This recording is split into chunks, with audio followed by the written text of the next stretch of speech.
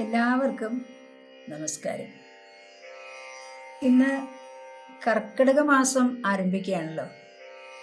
കേരളീയരെ, പ്രത്യേകിച്ച് മലയാളികളെ സംബന്ധിച്ചിടത്തോളം ഇതൊരു പുണ്യമാസമാണ്.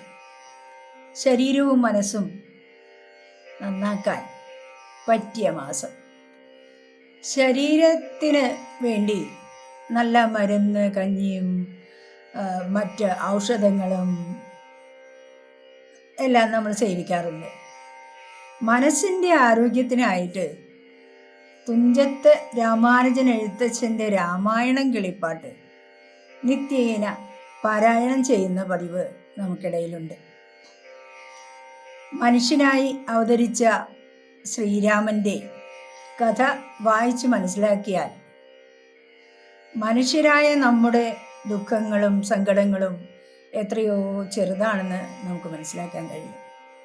ഈ മാസം രാമായണത്തിലെ ചില ഭാഗങ്ങൾ നമുക്ക് പാരായണം ചെയ്യാം. അത് കേൾക്കാനും ഞങ്ങളെ പ്രോത്സാഹിപ്പിക്കാനും പ്രിയ ശ്രോതാക്കൾ ശ്രമിക്കുമെന്ന് കരുതട്ടെ.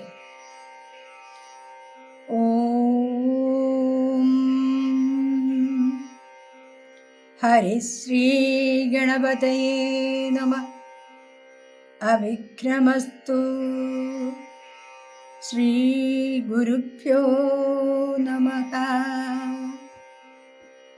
അധ്യാത്മരാമായണം കിളിപ്പാട്ട്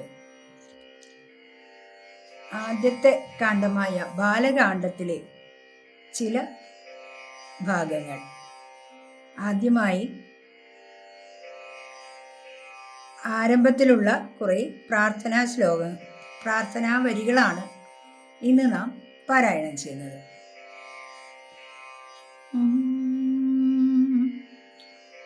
ശ്രീരാമ രാമ രാമ ശ്രീരാമചന്ദ്ര ജയ. ശ്രീരാമ രാമ രാമ ശ്രീരാമഭദ്ര ജയ. ശ്രീരാമ രാമ രാമ സീതാഭി രാമ രാമ.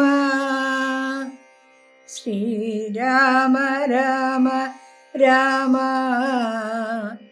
ലോകാഭിരാമ ജയ. ശ്രീരാമ രാമ രാമ രാവണാന്തക രാമ. ശ്രീരാമ മമ ഹൃദി രവതാം രാമ രാമ.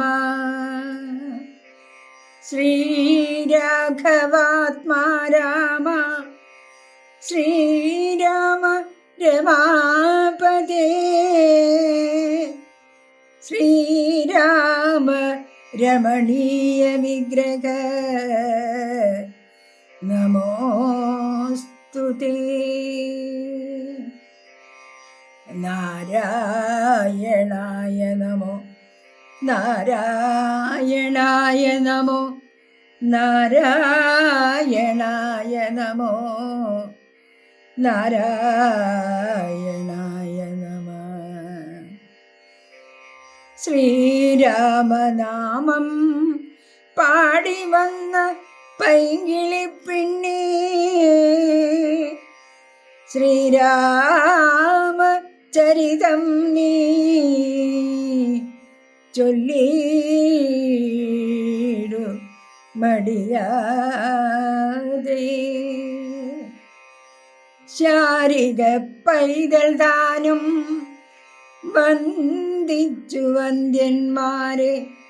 ശ്രീരാമ സ്മൃതിയോടെ പറഞ്ഞു തുടങ്ങിയ